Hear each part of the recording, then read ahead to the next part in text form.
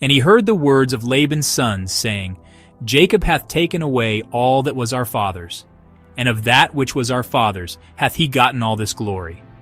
And Jacob beheld the countenance of Laban, and behold, it was not toward him as before.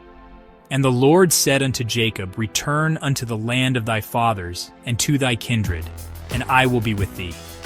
And Jacob sent and called Rachel and Leah to the field unto his flock, and said unto them, I see your father's countenance, that it is not toward me as before, but the God of my father hath been with me. And ye know that with all my power I have served your father. And your father hath deceived me and changed my wages 10 times.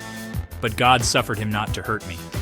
If he said thus, the speckled shall be thy wages, then all the cattle bear speckled.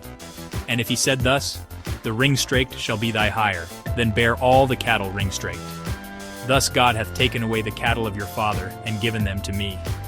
And it came to pass at the time that the cattle conceived, that I lifted up mine eyes, and saw in a dream, and behold, the rams which leaped upon the cattle were ring-straked, speckled, and grizzled.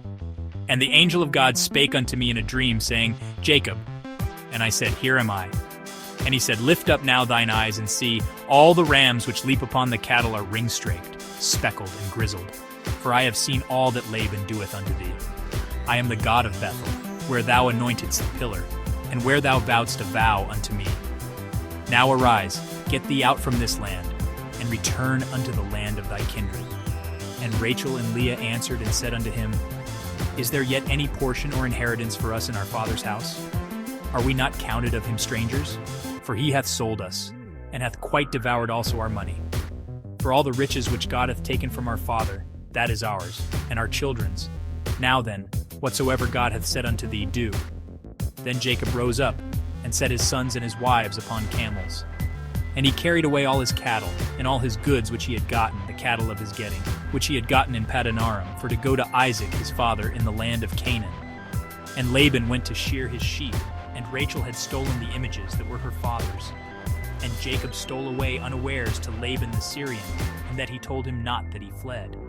So he fled with all that he had, and he rose up and passed over the river, and set his face toward the Mount Gilead. Credits King James Version, Genesis chapter 31, verses 1 through 21.